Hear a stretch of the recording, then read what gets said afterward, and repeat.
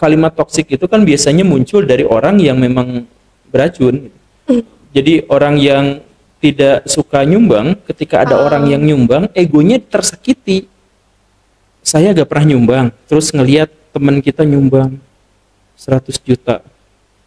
Dia udah kaya dari sananya, bla bla bla. Dia berkomentar karena dia egonya merasa tersenggol gara-gara dia tidak pernah melakukan itu. Padahal nggak ada yang menghina dia, nggak ada yang nyindirin dia gitu. Tapi baginya itu adalah sebuah sindiran. Gitu. Nah, jadi makanya ketika ada orang yang misalkan ya sedikit-sedikit, ya untuk apa kaya, untuk apa punya jenjang karir seperti itu kalau tidak hafal Quran. Ada kan yang kayak gitu. Nah, yang orang yang kayak gitu tuh emang jelas nggak hafal Quran. Pasti kalau yang hafal Quran beneran mah nggak akan tersinggung, nggak akan apa-apa gitu kan. Orang yang kayak gitu tuh nggak hafal Quran dan nggak pernah dan nggak sukses dalam karirnya. Makanya dia mencari pembenaran dan pembelaan untuk bisa mempertahankan egonya yang tersakiti.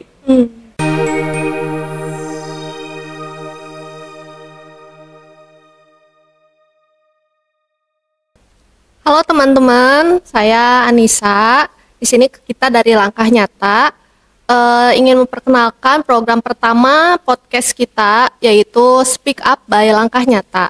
Nah teman-teman, sebelumnya kita kenalin dulu nih, Langkah Nyata itu adalah sebuah platform di mana kita bisa menggunakan ini sebagai crowdfunding. Dan dalam Langkah Nyata ini, teman-teman khususnya pemuda di Indonesia itu bisa ikut berkontribusi terhadap isu-isu sosial dan kemanusiaan. Nah hari ini kita udah kedatangan tamu nih, Masya Allah banget di studio kita, yaitu Bapak Guru Gembul yang sangat-sangat populer ya gitu ya, dan mungkin sangat dinanti-nanti nih. Soalnya kita banyak banget yang harus kita bahas tentang isu kepemudaan hari ini. Nah, salah satunya adalah gimana ya? Sekarang tuh banyak asumsi atau stigma di masyarakat, terutama terhadap Gen Z gitu ya dan milenial gitu, bahwa katanya tingkat kepedulian pemuda di Indonesia ini sekarang semakin menurun gitu. Nah, apakah betul sebetulnya kondisinya seperti itu? Kemudian itu kepedulian yang versi mana gitu ya. Nah, makanya di sini kita undang Pak Guru Gembul itu untuk meluruskan hal-hal yang seperti ini. Boleh mungkin langsung Bapak Guru Gembul kita dengar gitu ya, Pak. Betul nggak sih kalau misalnya mungkin dari data atau riset yang Pak Guru tahu gitu ya, benar nggak sih kalau pemuda atau usia produktif Gen Z dan milenial itu sekarang tingkat kepedulian sosialnya menurun gitu, berbeda dengan generasi sebelumnya? Tingkat kepedulian sosialnya itu sebenarnya dilihat dalam beberapa perspektif, memang terlihat tidak menjadi lebih tidak peduli. Cuman sebenarnya bukan gitu. Penjelasannya ginilah. Jadi anak-anak di zaman sekarang atau anak-anak yang baru lahir kemarin-kemarin bersama gadget itu hidup di dunia sosial yang sama sekali lain dengan generasi sebelumnya. Di masa generasi sebelumnya kita tidak memiliki media sosial. Yang karena itu maka bersosialisasi kita itu justru dengan orang-orang yang langsung dikenal. Nah, sedangkan anak-anak di zaman sekarang bersosialisasi dengan sedikit orang di dunia nyata dan begitu banyak orang di media sosial. Jadi kepedulian dia itu bisa dicurahkan kepada orang-orang di media sosial. Jadi dalam hal ini sebenarnya anggaplah kepeduliannya itu relatif sama, cuman sekarang terbagi. Sama kayak misalkan gini, kepada teman kita relatif lebih tidak memperhatikan. Kepada kerabat kita relatif tidak memperhatikan. Pas kita ngobrol, kita main HP dan lain sebagainya.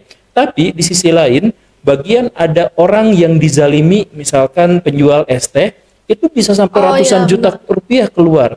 Nah, kok bisa seperti itu? Atau misalkan dulu ada cerita Agus yang matanya disiram gitu, itu langsung donasi begitu besarnya. Nah, jadi sebenarnya kepedulian itu relatif sama sebenarnya. Yang membedakan adalah di zaman dulu orang-orang peduli pada siapapun yang dia ketahui dan dia kenal secara langsung. Di zaman sekarang dengan kepedulian yang sama mereka membaginya dengan sesuatu yang memang sudah menjadi bagian dari kehidupan keseharian dan di media-media sosial yang mereka ketahui gitu.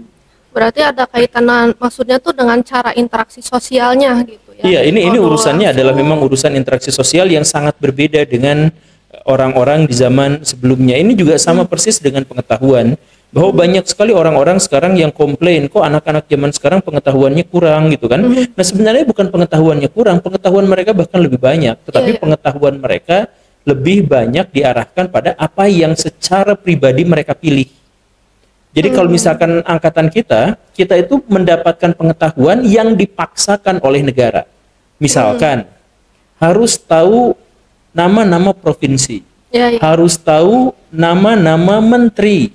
Nah, begitu kan? Karena apa? Karena saya misalkan dibesarkan di pemerintahan Orde Baru yang memaksa pengetahuan itu ke arah sana. Nah, sekarang kalau misalkan anak-anak ditanya, coba apa ibu kota dari Jawa Tengah? Kecil kemungkinan mereka tahu itu. Sedikit sekali di antara mereka yang tahu itu. Tetapi bukan berarti mereka lebih bodoh. Mereka mereka mengalokasikan pengetahuan mereka itu hanya pada apa yang mereka suka saja, karena media sosial memberikan kepada mereka lebih banyak opsi pilihan untuk diketahui. Semacam itulah. Jadi karakteristik anak-anak muda zaman sekarang itu begitu. Iya. Ya karena memang inputan dari informasinya juga ibaratnya membabi buta lah ya gitu, menyerang dalam satu waktu. Kalau dulu angkatan mungkin milenial atau ke atas gitu, baby boomers kan mau dapat informasi aja susah banget. Betul. Gitu kan, harus lewat surat kabar gitu kan. TV juga masih yang terbatas mungkin ya. Jadi kalau sekarang kita sekarang tuh tidak susah untuk mencari informasi, kita kebanjiran informasi. Bahkan yang nggak kita butuhkan pun dikasih. Iya. Ya itu masalahnya. Jadi sekarang zaman dimana orang-orang itu tidak lagi berharga ketika dia berpengetahuan, tapi dia dianggap berharga ketika dia mampu memverifikasi pengetahuan. Berarti sebetulnya kan kalau balik lagi ya, ternyata awal mulanya ada ibaratnya persepsi kekurang pedulian itu awalnya karena challenge dari sumber informasi yang makin lama teknologi makin cepat gitu mungkin berbeda dengan zaman generasi dulu gitu. Iya, begitulah kurang lebihnya. Iya. Nah, tapi emang isunya jadi kaitannya seolah-olah kurang peduli kayak gitu, apa ya maksudnya tuh? Itu karena persaingan dan gap antar generasi. Jadi sebenarnya sekarang itu semakin menguat persaingan antar generasi. Jadi generasi saya ngata-ngatain, alah bocil tahu apa. Ya anak-anak yang lebih muda mengatain saya, itu bapak-bapak ngurusin apa sih, kayak gitu kan. Jadi mereka sudah masing-masing punya head speak sendiri-sendiri gitu. Bahkan lelucon yang garing pasti disebut itu adalah lelucon bapak-bapak gitu kan. Atau misalkan mengendara tidak baik itu pasti emak-emak gitu. Iya kan, itu sebenarnya adalah perang antar generasi. Sebenarnya di zaman dulu juga seperti itu, cuman tidak menjadi sangat bermasalah seperti sekarang. Di zaman dulu misalkan orang-orang berpengetahuan, jadi orang misalkan generasi nenek kita, itu pengetahuannya itu banyak terkait dengan apa yang dibutuhkan dalam kehidupan keseharian. Mereka tahu tanaman mana yang dibutuhkan untuk kesehatan. Mereka tahu kalau sakit gigi obatnya apa, nyari kaki 1000 misalkan, mereka tahu itu. Nah, tapi sekarang anak-anak generasi saya itu nggak tahu. Nah, itu sama generasi yang terdahulu dikatain, sekarang anak-anak zaman sekarang mah nggak tahu apa-apa. Gitu. Sebenarnya bukan nggak tahu apa-apa, tapi generasi sekarang dipaksa untuk berpengetahuan bahwa kementerian itu jumlahnya sekian, bahwa ini tuh jumlahnya sekian. Nah, saya dipaksa untuk berpengetahuan seperti itu. Nanti ketika saya menemukan anak yang berpengetahuannya lain lagi zaman sekarang, nah itu dikatain lagi anak-anak zaman sekarang mah nggak tahu apa-apa gitu. Ya pada itu perang generasi sebenarnya. Berarti sebetulnya kalau ngelihat polanya mah dari dulu juga ada ya mungkin kayak gitu ya. Iya ada. Selalu ada. Gitu, cuman sekarang itu menjadi lebih masif gitu, menjadi lebih kuat. Gitu. Ya di satu sisi kan di 2024 nih mulai tergaung Indonesia Emas gitu ya 2045 gitu. Nah ternyata Indonesia Emas itu maksudnya lebih di kekayaan sumber daya alam gitu ya Indonesia Emas itu atau ke generasinya. Nah ternyata lebih ke generasinya ya Pak Guru. Iya, Indonesia Emas itu adalah hari ulang tahun yang ke-100 gitu, jadi Indonesia Emas. Nah, tapi sebenarnya ngambil dari mana generasi emas itu dari perhitungan-perhitungan bahwa Indonesia akan menjadi negara dengan kekuatan ekonomi terbesar ketujuh di dunia pada waktu itu.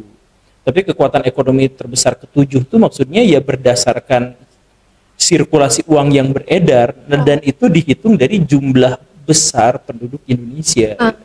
Nah, jadi kan kita tuh kelihatannya, weh, kaya gitu. Kayak misalkan kemarin lah Sri Lanka. Sri Lanka itu bangkrut negaranya gara-gara utang 500 triliun. Bangkrut. Kita berapa? Kita 8.000 triliun dan masih nggak bangkrut gitu. Dan kemudian kita bangga, weh, kita kuat. Ya sebenarnya bukan kuat, tapi karena sirkulasi uangnya besar, wilayahnya luas, sumber daya yang digadaikan bisa banyak gitu dibandingkan dengan Sri Lanka. Nah, kalau misalkan sumber daya manusianya kurang lebih ya sama lah kita dengan Sri Lanka, itu setara lah kurang lebih gitu ya. Nah, tapi kita menganggap bahwa kita bangsa yang besar dengan PDB yang tinggi di tahun 2045 dan seterusnya ya karena wilayah yang besar dengan sumber daya manusia yang melimpah gitu. Itu yang kita jadikan sebagai patokan. Makanya kemudian biasanya 2045 itu diiring-iringin dengan narasi soal bonus demografi gitu ya. Itu sebenarnya juga istilah yang keliru sih. Tapi ya istilah bonus demografi itu kan adalah ketika yang kerja lebih banyak daripada orang yang nggak kerja gitu kan, yang produktif. Nah tapi usia produktif di Indonesia itu pengangguran semua nih. Nah itu dia ya mungkin jadi kayak yang utopia gitu. Tapi ya gimana gitu ya, hari ini kan memang katanya generasi yang hanya 30% generasi yang non produktif di 2045 nanti, dan sisanya adalah yang berangkat dari Gen Z dan milenial ini gitu kan, yang akan mengisi dominan di jumlah penduduk Indonesia itu gitu. Iya, tapi bingungnya ya kerja apa mereka gitu. Maksudnya di masa sekarang aja mereka udah kacau gitu. Maksudnya kacau itu di masa sekarang itu mereka sedang kebingungan mau kerja apa gitu. Kan sektor formal semakin kesini tuh semakin surut untuk menyerap lapangan pekerjaan. Jadi kebanyakan itu adalah kerjaan-kerjaan sendirian, solo, startup. Iya, kemudian bikin startup yang 2 tahun kemudian gagal, bangkrut gitu kan. Terus gig ekonomi, ya kebanyakan ke sana gitu. Tapi kan itu pekerjaan yang sangat rentan gitu. Jadi sebagian besar orang di Indonesia sekarang bekerja di sektor yang rentan untuk dipecat, rentan untuk jatuh. Kayak misalkan YouTuber. Oh, katanya kalau udah sukses YouTuber kaya raya gitu. Tapi kan dia sangat rentan untuk jatuh. Dan dia nggak punya pensiunan, dia nggak punya apa gitu kan.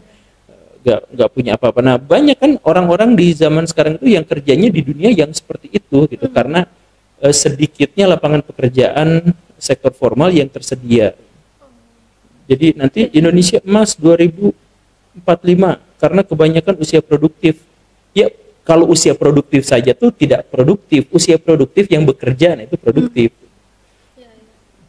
Ya memang ini juga sih. Nah mungkin salah satunya sharing sedikit gitu kan. Saya juga sebenarnya saya dari generasi milenial, tapi karena banyak berinteraksi di NGO, di lembaga sosial gitu ya, yang ternyata dominan dominan relawannya gitu dan mungkin stafnya itu adalah justru malah dari Gen Z gitu. Nah ini kayak teman-teman saya nih yang ada di studio, jadi teman-teman di belakang layar ini ada tim Langkah Nyata.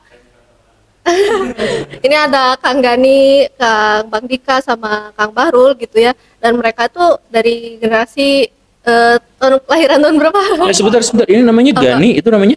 Bang Dika. Dika. Ya. Jadi kalau disingkat Ganika. Oh Gani. Ini terpisah orangnya. Oh iya. Ya itu. Ya ini dari kelahiran Gan Alpha ya gitu. Kelahiran Sungsang. Iya. Nah, makanya kita ingin agak maksudnya tuh karena yang saya lihat ternyata justru si Gen Z inilah gitu yang sekarang tuh aktif dan di kegiatan sosial, dan juga banyak hal-hal yang justru mungkin dulu kalau tipikal lembaga sosial itu kan kaku gitu ya. Kalau sekarang sangat-sangat terbantu dengan kreativitas mereka gitu. Dan dari sisi produktivitasnya walaupun nggak bisa ditebak sih. Jadi kadang pengennya ngafe gitu kan. Nggak susah kalau diajak ngantor bareng di jam yang sama misalnya kayak gitu ya. Tapi dari sisi kepeduliannya terhadap isu sosial gitu dan mungkin kemanusiaan, pendidikan itu sangat-sangat ya ya gimana ya, maksudnya sangat-sangat di luar prediksi yang tadi ya, stigma yang tadi gitu. Makanya mungkin kita apa sih yang bisa mempengaruhi hal-hal itu gitu. Di satu sisi ya tadi ya Pak Guru juga sempat bilang, jadi kepedulian mereka itu mungkin seolah-olah terpusat di topik-topik yang tertentu gitu, yang mereka sukai aja gitu. Ya, ya ini masalah utamanya. Masalah utamanya itu adalah ada pada desain yang salah. Desain yang salah itu maksudnya gini nih. Ilmu pengetahuan manusia itu menghadirkan peradaban yang tinggi, teknologi yang melampaui zaman, kemudian semua infrastruktur dan fasilitas disediakan untuk manusia. Itu kan hasil dari akal budi, hasil dari olah pikir manusia. Tapi hasil dari olah pikir manusia itu ujungnya apa? Untuk memenuhi hawa nafsu manusia. Jadi misalkan kita pengen rumah desainnya yang bagus, itu muncul pengetahuan, tapi bagus atau tidaknya itu disesuaikan dengan hawa nafsu kita kan. Jadi akhirnya sekarang manusia itu menuju kepunahan karena ilmu pengetahuan dijadikan alat melayani nafsu manusia untuk misalkan hidup nyaman, hidup enak, hidup tentram, ya dengan sesuai dengan hawa nafsunya itu gitu. Nah, jadi akhirnya apa? Ketika ada satu generasi yang dia dibesarkan oleh generasi yang penuh dengan intelektual, dia akan menggunakan fasilitas yang ada justru untuk memenuhi hawa nafsunya, gitu. Untuk santuy-santuy, ngopi-ngopi dan lain-lain. Sekarang yang startup dalam tanda kutip yang paling banyak berkembang di Indonesia itu kan adalah yang tempat makan, tempat minum, kafe, tempat nongkrong. Iya, betul kan? Yang memang dalam statistiknya tidak akan bisa bertahan lebih dari 3 tahun. Sebagian besarnya. Karena apa? Karena lagi-lagi hawa nafsu, lagi-lagi selera gitu. Jadi karena misalkan zaman sekarang, misalkan kita pengen nongki-nongki itu di tempat yang desainnya kayak gini. Oke, semuanya ngikutin kayak gini. 2-3 tahun ke depan tuh udah ganti. Yep. Seleranya, pasarnya udah ganti. Nah, yang tidak bisa beradaptasi, ya udah gitu, akhirnya ditinggal. Kan kalau misalkan yang tempat-tempat makan itu biasanya yang mereka jual itu bukan makanannya sebenarnya, tapi ya trennya, kemudian ya suasananya gitu. Nah, suasananya gonta-ganti. Ini yang akhirnya, nah ditambah lagi ini startup yang paling banyak di dunia makanan, tapi dunia makanan juga ternyata rentan gitu. Nanti apalagi ya itu juga semuanya penghasilan kita itu relatif rentan gitu. Kayak kemarin misalkan Donald Trump jadi presiden Amerika Serikat, dia bikin kebijakan cekluk gitu, Kanada jatuh, Meksiko jatuh, Cina agak naik dan lain-lain gitu ya. Tapi Indonesia nggak bisa ngambil itu, padahal itu potensi besar. Kalau misalkan perang dagang di negara-negara besar ya kan potensi buat kita nggak bisa ngambil. Kenapa ya? Kita bingung dengan ya kita sekarang ngapain nih? Kita bingung. Iya. Ya gitulah. Iya, mungkin ya balik lagi mungkin ya apa ya? Maksudnya tuh ya mungkin kesalahan sistem ini yang sudah terjadi mungkin ya Pak Guru, sebetulnya kita ingin apa ya, maksudnya tuh mengangkat mungkin ya dari yang apa, kalaupun memang betul ternyata kondisi generasi anak muda yang diharapkan nanti jadi pemimpin, leader di masa depan ini gitu ya, ternyata memang begitu adanya, ternyata dari sisi produktivitas juga ya mungkin masih loyo lah, masih lembek gitu kan, terus dari sisi intelektualitas atau bahkan yaitu kemampanan secara perolehan sumber finansial mungkin ya gitu, ternyata juga sepertinya kurang apa ya, menjanjikan gitu ya. Aduh maaf banget nih gitu. Nah tapi gimana ya, daripada kita terlarut dalam kesedihan itu dan fakta yang mungkin ya masih kita harus buktikan lagi gitu ya, gimana ya supaya generasi yang sekarang ini tuh bisa survive gitu. Jadi tipe apa, tipe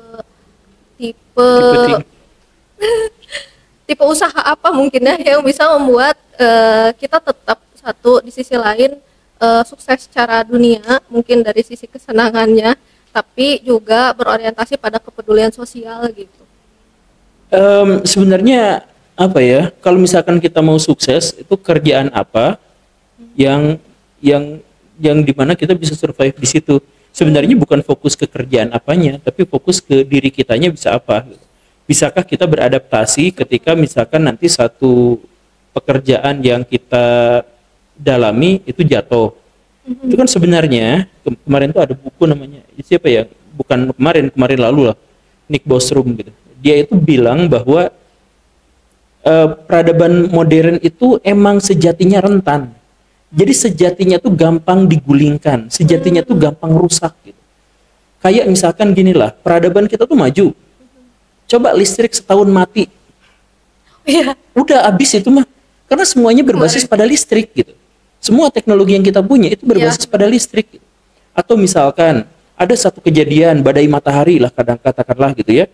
Terus si satelit semuanya rusak, udah internet semuanya habis gitu. Oh, maksudnya itu ya. Maksudnya habis. Nah, jadi kita di zaman yang sekarang sangat rentan seperti ini kita bisa apa gitu? Kayak kemarin aja, kita ekonomi lagi naik-naiknya, kemudian ada COVID, kan itu rentan sekarang. Kita rentan, langsung aja kita gak boleh keluar rumah. Udah kita bingung gitu, kita mau ngapain. Nah, karakteristik dari zaman sekarang itu seperti itu. Jadi sekarang yang harus kita tanyakan bukan nanti kerjaan kita yang bagus itu apa ke depan, tapi sejauh apa dan sekuat apa kita mampu beradaptasi terhadap lingkungan yang mendadak berubah. Itu tantangannya. Terus gimana caranya kalau misalkan dengan seperti itu kita kepedulian sosialnya kita arahkan ke arah mana gitu.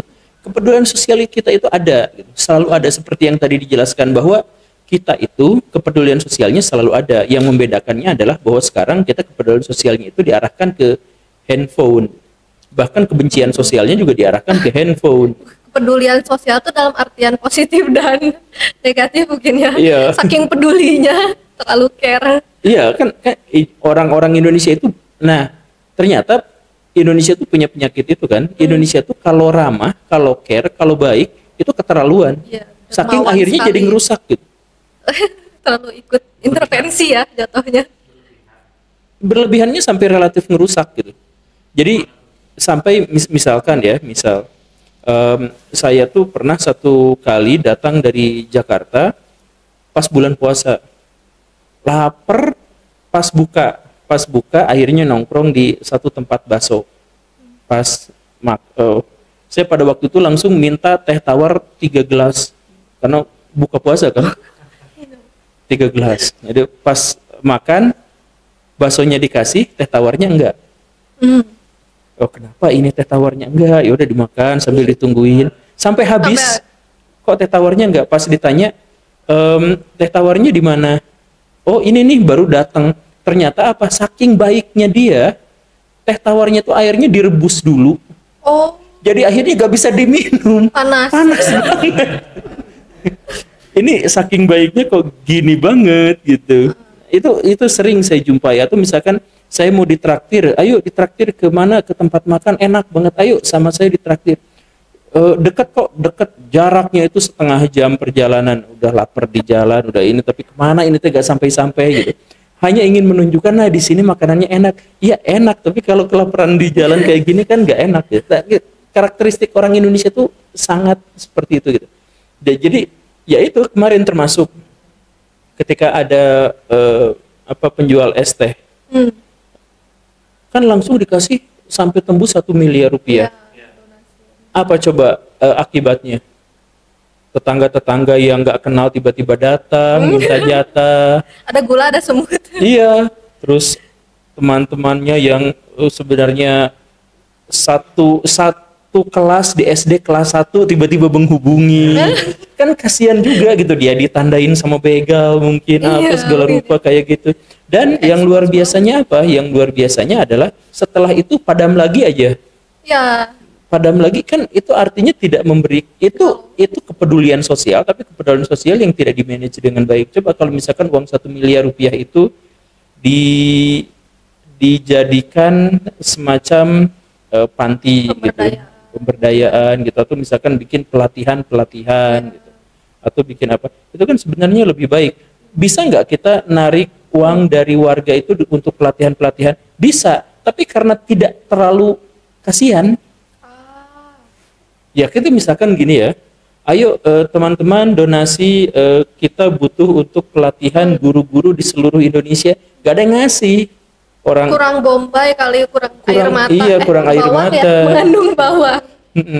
kurang air mata. Nah, kecuali kalau misalkan ditampilkan kayak di YouTube iklan-iklan, ini lihat Al-Qur'annya rusak, jadi kami butuh bantuan. Ya ampun, Al-Quran, kalau Al-Quran ketahuan rusak tuh jangan dipamerin, itu kan menistakan. Menjatuhkan. Coba kalau misalkan ketahuan sama orang-orang non-muslim tuh, lihat orang-orang Islam kelakuannya emang kayak gitu. Udah Quran sengaja nggak sengaja rusak, untuk dipublikasikan untuk minta duit. Nah ini kan, tapi itu efektif untuk masyarakat kita yang memang senang nangis gitu. Sinetron.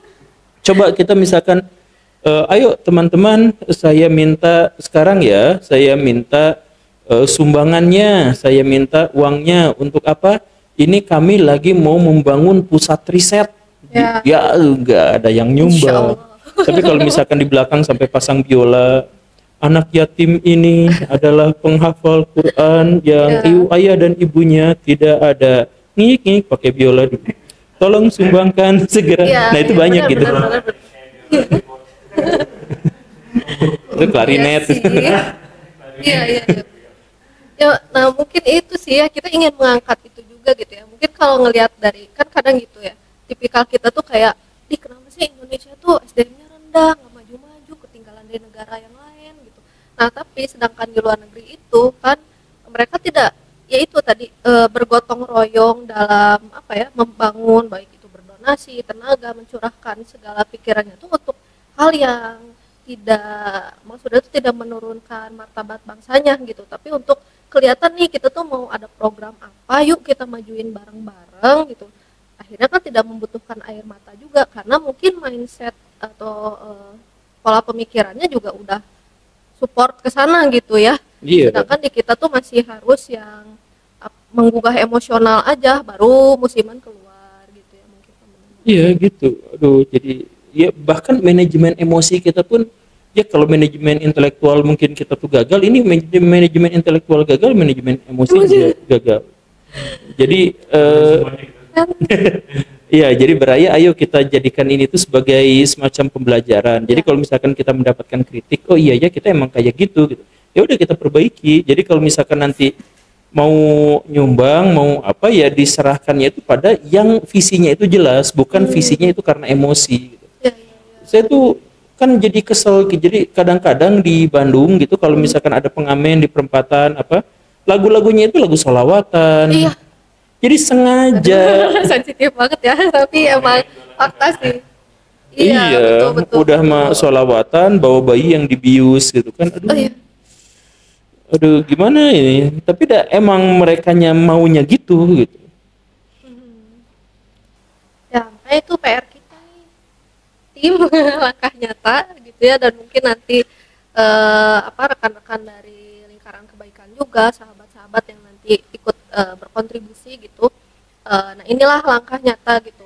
Kita ingin menjadikan platform ini tuh maksudnya tuh kita menyajikan program-program yang bisa disupport, tapi bukan program-program yang yang hanya musiman gitu, yang menggugah secara emosional tapi berhenti di situ aja.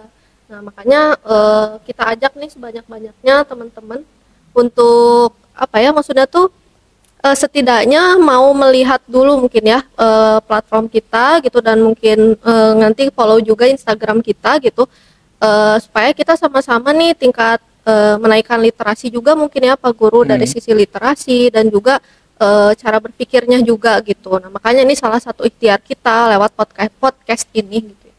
Nah makanya ya gimana lagi kalau memang faktanya seperti itu, kita harus memperbaiki gitu, yang jelaskan seperti itu ya Pak Guru ya. Ya mungkin lanjut lagi, ada pertanyaan mungkin dari teman-teman yang di studio. Ya ayo dong, ini kan ayo kita pulang. Ayo kita pulang. Gimana Pak bangun kesadaran tuh ada satu relasi kadang ini gimana mau sadar keluar kan, peduli sosial, kalau perlu sendiri dapur di rumah juga perlu beres misalkan gitu. Nah sebenarnya seperti itu kan, apa yang bantu dari pemikiran apa yang bantu jauh-jauh ke Gaza, orang Indonesia juga belum misalnya. Nah itu kan kalau dikerucutin ke konteks yang lebih kecil juga ya sama kan, apa yang bantu orang lain kalau lagi di sini juga. Tapi sebenarnya rumusan manajemennya memang gitu loh. Jadi kita tuh harus menyelesaikan dulu apa yang, atau kita tuh nyelamatin diri kita dulu sebelum menyelamatin orang lain gitu. Jadi misalkan ya, kalau kita nyelamatin orang tenggelam, terus kita tuh mau ngebentur karang gitu, maka si orang yang kita selamatkan itu dia yang dijadiin tamengnya sebenarnya, dan itu ya kurang lebih disarankannya begitu gitu. Kenapa? Sebab kalau kita yang jadi tamengnya, kita mati, dia juga mati. Iya. Tapi kalau misalkan dia, ya udah dia mati tapi kita selamat gitu. Nah, ya emang buruk sih, tapi emang rasionalnya begitu. Nah, makanya kalau misalkan kita mau nyumbang, ya pahalanya yang paling besar itu kan bukan yang sumbangannya paling gede, tapi yang uang itu lebih berharga untuk dirinya, tapi dia serahkan kepada orang lain. Itu kan begitu ya. Jadi itu memang yang levelnya paling tinggi. Tapi kalau dalam konteks ini ya selamatkan aja dulu diri. Bukan soal nanti saya nunggu kaya dulu buat sedekah, bukan. Bukan seperti itu. Justru kita tuh pas menuju jalan kekayaan, kita harus dalam tanda kutip menyisihkan rezeki kita itu, ada alokasinya untuk itu gitu. Dan alokasi itu juga sebenarnya penting karena apa? Dengan alokasi itu tuh membuat kita tuh menjadi lebih nyaman. Karena gini, pernah nggak sih ngerasain pas kita nraktir temen kita tuh seneng gitu? Iya, nggak bisa di matematika. Iya, gitu jadi sebenarnya kita nyumbang itu bikin kita seneng. Iya. Nyumbang. Jadi kalau misalkan ada bahasa yang lebih teologis, kalau misalkan uang yang kita sumbangkan itu berkah gitu, ya secara psikologis ketika kita memberikan kepada orang lain tuh itu ada beban yang asa berkurang gitu, dan bahwa kita tuh sudah memberikan kontribusi kepada orang lain. Nah itu lepasin aja, jadi bikin semacam alokasinya untuk dilepas kepada orang lain. Apalagi ketika misalkan yang menerimanya itu seneng gitu, kan kita tuh asa jauh lebih akhirnya saya tuh ada gunanya gitu, ada faedahnya. Iya. Tapi ya gitu. Ya ini juga sih kadang ada juga apa ya? Jadi orang mau berniat baik tapi jadi mundur karena ada lu mah so baik gitu. Maksudnya tuh ada cap-cap dari lingkungan yang pamer lu atau apa gitu. Nah itu tuh kadang hal-hal yang mengganggu juga ya dalam hal pembangunan sosial gitu. Kayak gitu. Iya, ya memang. Jadi kalimat toksik itu kan biasanya muncul dari orang yang memang beracun. Jadi orang yang tidak suka nyumbang, ketika ada orang yang nyumbang, egonya tersakiti. Saya gak pernah nyumbang, terus ngelihat teman kita nyumbang 100 juta. Dia udah kaya dari sananya, bla bla bla. Dia berkomentar karena dia egonya merasa tersenggol gara-gara dia tidak pernah melakukan itu. Padahal nggak ada yang menghina dia, nggak ada yang nyindirin dia gitu. Iya. Tapi baginya itu adalah sebuah sindiran. Gitu. Nah, jadi makanya ketika ada orang yang misalkan ya sedikit-sedikit, ya untuk apa kaya, untuk apa punya jenjang karir seperti itu kalau tidak hafal Quran? Ada kan yang kayak gitu. Nah, yang orang yang kayak gitu tuh emang jelas nggak hafal Quran. Pasti kalau yang hafal Quran beneran mah nggak akan tersinggung, nggak akan apa-apa gitu kan. Orang yang kayak gitu tuh nggak hafal Quran dan nggak pernah dan nggak sukses dalam karirnya. Makanya dia mencari pembenaran dan pembelaan untuk bisa mempertahankan egonya yang tersakiti. Nah, kalau dan di Indonesia tuh banyak banget. Secara statistik seharusnya orang yang cenderung berpikir seperti itu sekitar 59% dari total penduduk Indonesia. Kenapa? Ya karena angka kemiskinan di Indonesia itu segitu gitu. Jadi orang yang begitu itu kan adalah orang yang miskin dan gagal untuk bijaksana dalam kemiskinannya. Kan kalau misalkan orang miskin terus bijak, oh ya udahlah, ini bagaimanapun kesalahan saya, bagaimanapun ini adalah ya ini pilihan hidup saya miskin, ya udah seperti ini gitu. Tapi kalau misalkan udah miskin terus nggak bijak, ya kepikiran ini mah ya udah saya mau korban masyarakat, saya gagal begini tuh karena memang sistemnya salah gitu. Terus pemerintah disalahin gitu. Ya, pemerintah kita salahkan sebatas itu adalah kritik yang konstruktif, tapi kalau misalkan itu adalah bagian dari keluhan karena kitanya gagal dalam berkarir, ya kan keterlaluan. Jadi terlalu banyak menyalahkan pihak eksternal gitu ya, padahal mungkin yang harus diperbaiki ya diri sendirinya dulu gitu ya, berkaca gitu. Sama PR-nya ya mungkin tadi gimana sih mengalihkan kepedulian ini gitu. Jadi makanya mungkin podcast kita hari ini lebih banyak ngebahas tentang definisi peduli berarti ya gitu. Bagaimana sih peduli itu sebetulnya tipikal orang Indonesia tuh ya care banget gitu, tapi kepeduliannya coba deh kita alihin ke sesuatu yang lebih membangun, kritiknya juga maksudnya konstruktif gitu, dan akhirnya tidak menjatuhkan orang-orang yang ingin berbuat baik lah, mungkin minimal gitu sih ya. Oke, seperti itu. Oke. Ya, mungkin hari ini kita sekian dulu, teman-teman. Sebetulnya banyak banget nih yang masih pengen dibahas gitu ya. Ini banyak banget nih tim kreatif ngasih pertanyaan sampai saya pusing dulu ngeliat langsung diinin gitu. Tapi nanti insya Allah mungkin akan ada obrolan berikutnya ya di episode berikutnya gitu. Nah makanya buat teman-teman juga yang mau nitip pertanyaan, silahkan titip pertanyaannya di kolom komentar. Terus nanti kita mungkin pekan depan pertemuan selanjutnya akan kita bacakan gitu yang paling menarik gitu, supaya kita bahas, dan mudah-mudahan podcast kali ini bisa mencerahkan pemikiran kita gitu ya, bahwa kita si generasi pemuda ini adalah generasi yang akan menjadi leader di masa depan. Nah makanya ya kita harus dari sekarang segera lari untuk memperbaiki diri kita supaya kita siap di masa depan itu gitu. Mungkin sekian Pak Guru, terima kasih banyak atas waktunya sudah hadir di studio Langkah Nyata gitu. Jangan kapok Pak Guru, nanti ketemu saya lagi. Kapok. Iya gitu ya. Dikasih makan.